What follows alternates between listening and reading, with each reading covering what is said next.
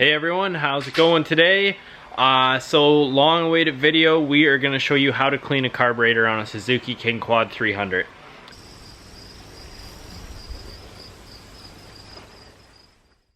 I've done probably only about 6 of these because they are older bikes and stuff. But I have older mechanics bring these carburetors to me because they don't like them. Like, these are guys that take apart 4-barrel carburetors and put them back together and stuff, and for some reason they don't like these carburetors. I love them because I've gotten used to them and they're getting easy for me to work on. But like 4-barrel carburetors and stuff, they're pretty complicated. They're Rochesters and trying to figure out where stuff goes. But yeah, these King Quad carburetors, a lot of people get me to do them. I've worked on multiple people's bikes, and a lot of times on these old bikes it's just the carburetor is the problem. So in my previous video, 2 people have been through this ATV, and that being said, I don't know what's done to this carburetor. So since I figured people bring me carburetors to get them worked on, I decided that I would do a video on them because I'm the go-to guy for them, I guess. So anyways, just a quick how-to. I'm gonna talk the whole time and tell you what to do. So first off, take off your seat. So come in here. If you're not familiar with these bikes, I hope if you're doing a carburetor job that you know what to do here. So anyways, pull off your seat, latch over here, you pull seat frontwards. In here, this is not necessary to do, but the guy hacked my intake off the previous owner. I gotta figure out something, but yours will go straight through here like this and connect there. You do not have to undo that stuff.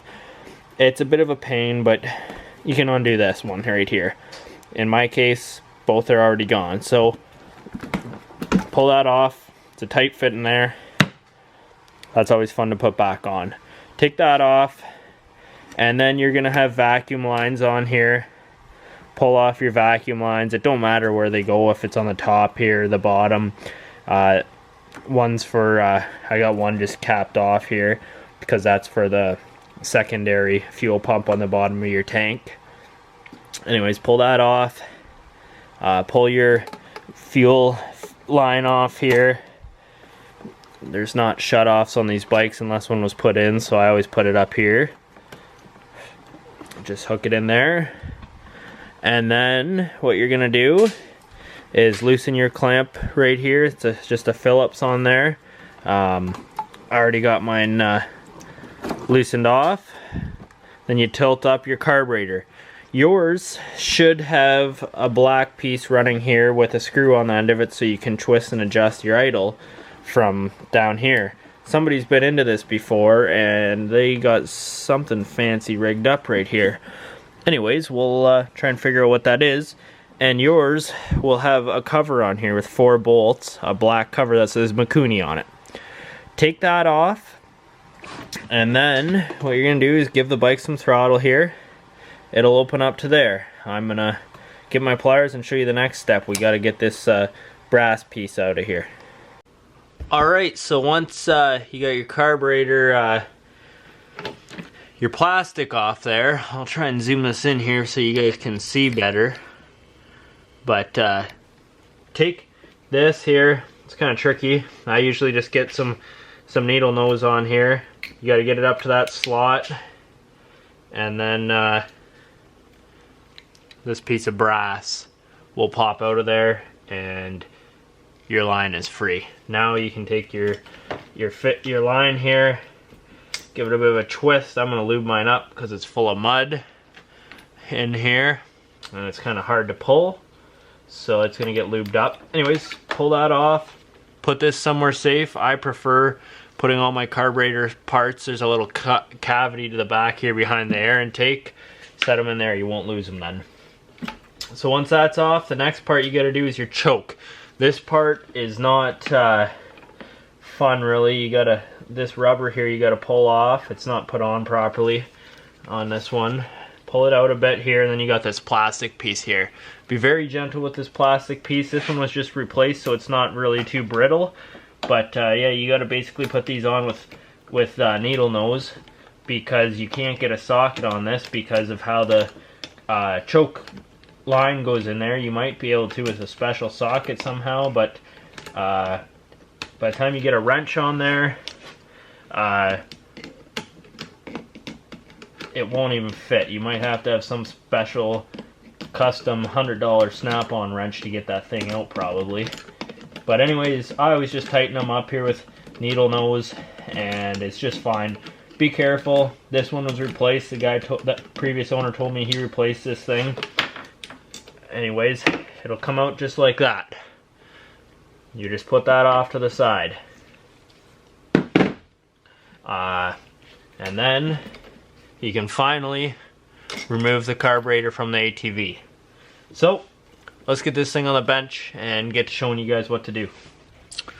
Alright guys, so when you get onto the bench, what we're going to do is pull this whole thing apart so you don't have any rubber in it anymore, so you can clean it. So start by getting your fuel out of it, dump it wherever you need to. Pull off your top here. This is for your mid-range jets here. I gotta get a different screwdriver for this. Alright, so yeah, you got your 4 Phillips on here that are usually really fun to get out if the guy before you has stripped them, which this guy has. So try and get them out the best you can. I'll see, I usually get like none of them out. So what you do is you take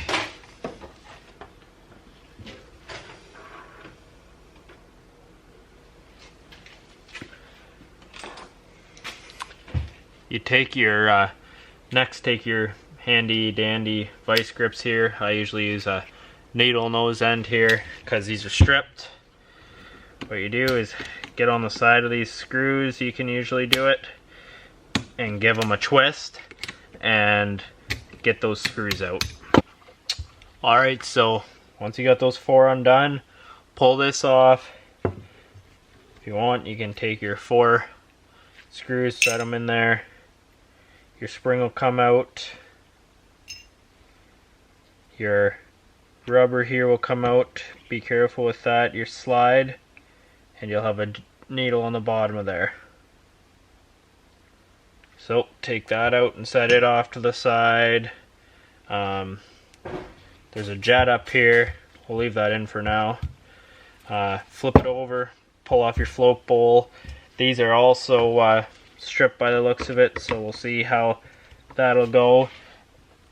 Yep, they're stripped. So we're gonna have to do the same thing with our vice grips and pull off these 4, and then we can get into there.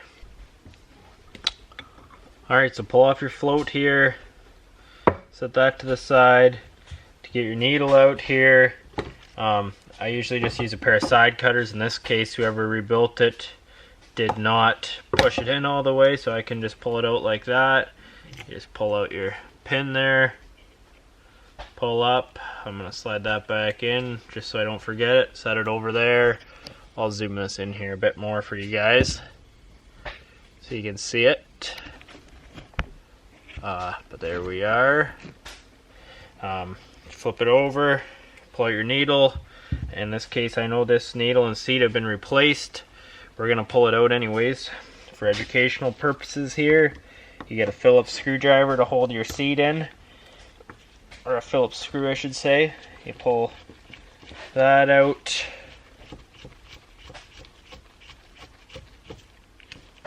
Machine screw, set that to the side.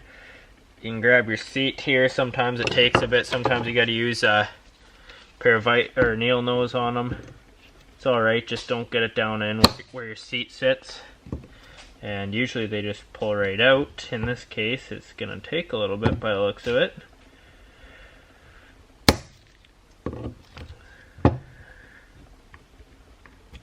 Anyways, there we go. Make sure you oil that when you put it back in. That's out of there. Doesn't look like that's too healthy in there. Okay, so we're good there. Take out your main jet here, mid-range here, whatever you want to call it. pull that out. There we go. There should be a brass washer there he had on it. And the jet.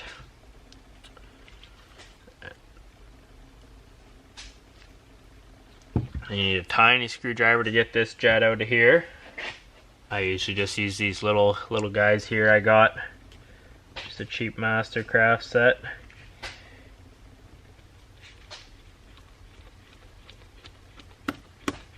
Go up until you feel the thread skip. Pull that guy out. Put it over there. And you can flip it over here. You got one right here that you can pull out.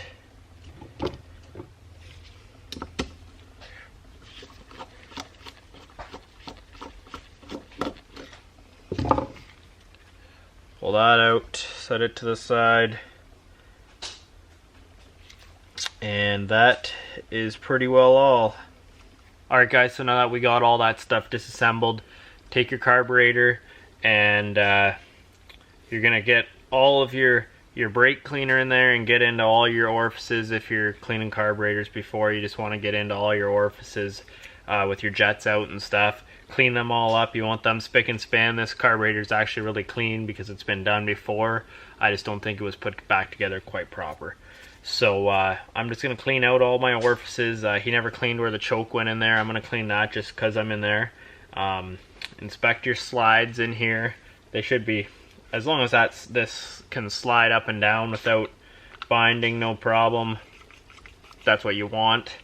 And while you have it out, bring up your diaphragm here and inspect that, because this runs off a vacuum, and if it's not working right, if there's a hole in it, it ain't gonna work right. So don't get any brake cleaner, carb cleaner on that. So get that off to the side. Now you're good to go. I like to spray through the butterfly and stuff. I just usually open it from the side here. Just open it like that. Anyways, we'll spray it all out. You can use compressed air in there, whatever you want to use, and then we'll get back to reassembly here. Alright guys, so I just let it dry after I cleaned it. I got everything cleaned. I forgot to say, you got your pilot screw here, your idle. Anyways, I just pulled that out and I put it back in already. So this, you go until it bottoms out. Be very careful because you break that tip off if you turn too hard. Just go until it bottoms out and you go back 1, 2, and 5/8 of a turn. 2.5 is fine. And yeah, you're done there. So now what we're gonna do is get to putting this thing back together. So we're gonna start on the float side, reassembly, and then we'll do our mid-range after, and I'll explain. I actually got to look up at a parts diagram what way the pieces go in there. We'll get to that after, but that can be key in why you don't run good getting up to speed and stuff, because your mid-range you use most of the time. So anyways, let's get going on that. Alright, so first start off with your float here. Some of them have a screen, some of them don't.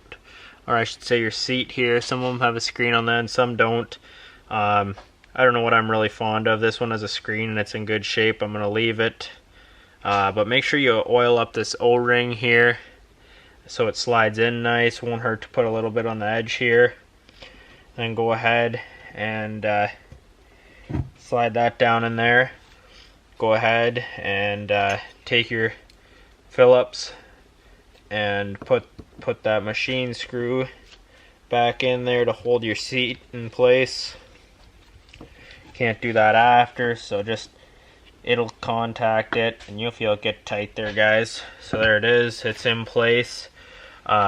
Since that's in there, you can take your needle, inspect it. I know this one was replaced not too long ago, and it's a good one without the rubber, so if you use ethanol it won't screw with it.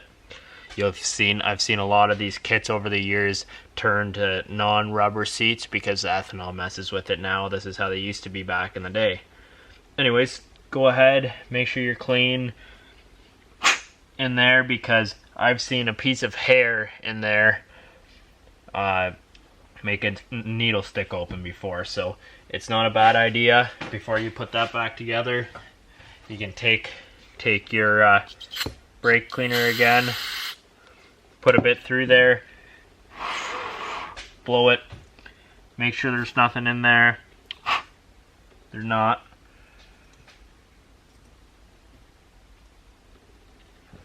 and then set your needle into place. Now you can get to doing your jets. So take your jets, and you're gonna look at all these. I always look straight through them all. I got good eyes. A lot of guys, they have special jet cleaners and stuff. I prefer to look through them because I got good eyes. Look straight through them and make sure that you see a perfectly round circle and nothing's bunged up in there. So anyways, we can go and put all these jets back in. Alright, so with your main jets, all your jets in there, I got them all back in. Put that back in. Inspect your floats, make sure they're all holding, and make sure they're all holding gas, or no gas I should say, holding air. You can take your float, set it in there, run your pin through there till it hits the other side.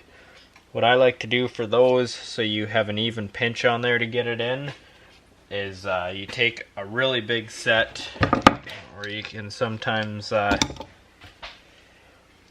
use channel locks is what I prefer. I'll grab some of them now. I prefer to use channel locks like this, and then you can put a nice even squeeze on them, and you just give that a squeeze until it hits. You can move here because the pin sometimes comes out the other end there depending on the kit. Sometimes they're a little long. Anyways, you want that to stay in there. So there we go, that's pressed in there. Float can move nice. So that's good to go there now. Once you're back together there, you can, if you're too particular there, you can take your a gauge here and check your float height. Whatever you end up coming up with there, up to you guys. Anyways, one of these I saved from other carburetors. It's handy to do. Anyways, check that. Inspect your gasket here, make sure it's good, make sure there's no gunk hiding down in here, and you can put your body back on. And then we're gonna flip over the carb. Alright, so now for this side here, you take your diaphragm there, everything clean. You take your needle with this plastic spacer on it right here, and there's a circlip above that. You put that in here first, get that to fall through there, and then you take your other spacer, which I have around here somewhere, right here, and this goes down and sits on top of there. It's a little tricky to get in, sometimes you shake it. There you go, I got it in there. And then that's what your spring sits on. That circlip, there's 6 notches I think, or 5, you want it right in the middle. Anyways, to put this back on here, there's a little index mark right here, a little out on the rubber there. So it can only go in 2 ways anyways, but anyways, line that up and try and get your needle down there lined up. There you go. And then you can seal that down into there, into the groove just like that. Take your spring, inspect it, put it in there. There you go. Dump those out. I'm going to clean that before it goes on. I haven't cleaned it yet, so I'll do that now. And then we can put this cover on. Alright, so now take this and put it on. There is an out dent right here and right here. It really doesn't matter what way that you do put it on. Anyways, just make sure you line up your spring there with the tit on top. I always like to line up that out dent right there with the other one, and it'll sit in there. Put your screws in, and we're done. Alright guys, so we're back together and ready to go. As you can see, it's sparkly clean. Love how it looks. That's great. That's just what you want.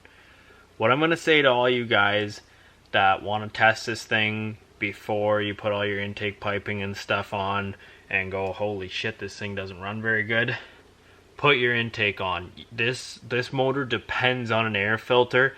It needs that back pressure of sucking, or not back pressure. It needs that resistance when it's sucking to make this carburetor run right. If you don't have that, they run too lean no matter what. Everyone I've worked on, same thing. I thought it was just one carburetor anyways. It really got me one time because I thought, why go through all the work of putting all that intake on where I can just go down the road here. I'm on a paved road. I ain't sucking up dirt, so I'm going to try this.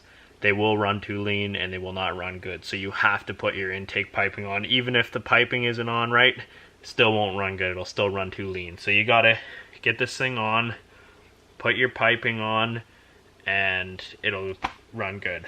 Anyways, we're just going to do up the choke. I already showed you guys how to take it off, so I'm not going to show you how to put it back on. And put that cover on that I obviously do not have, and we're good to go. Alright guys, so we just got the carburetor back in. I'm just going to go over some stuff that you want to make sure of when you get it back in. So since I just bought this thing and I'm just dealing with parts that I don't have because the last guy really hacked some stuff, so, or the guy before, I don't know, anyways, in the past of this machine.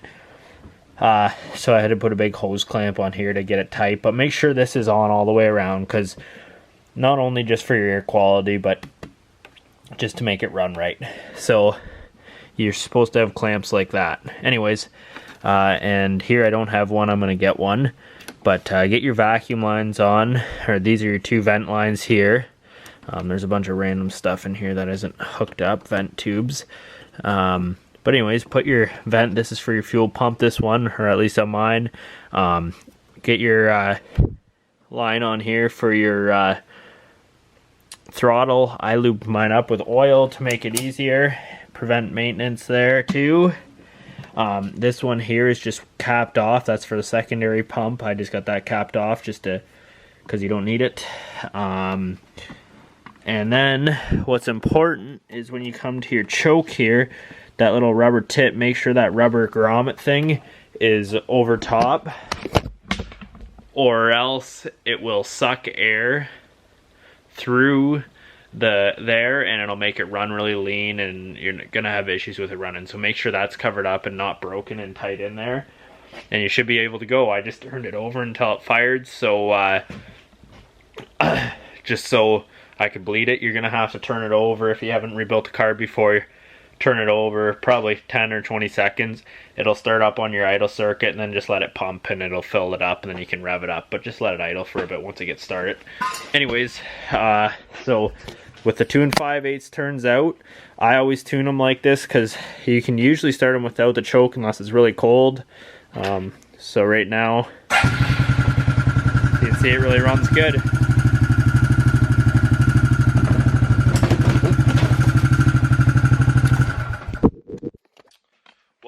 Anyways, thanks for watching, guys. As you can see, that runs A1. That's 2.5 turns out on your idle circuit. I'm about 400 feet above sea level. You got to take that into consideration also. Not really, but if you're way up in the mountains, obviously.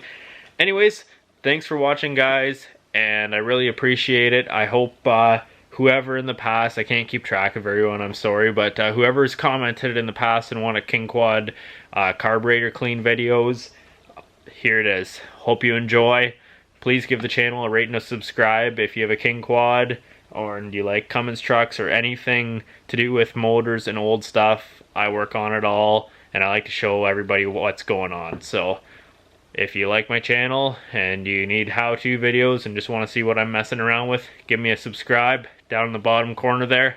Thanks for watching, guys.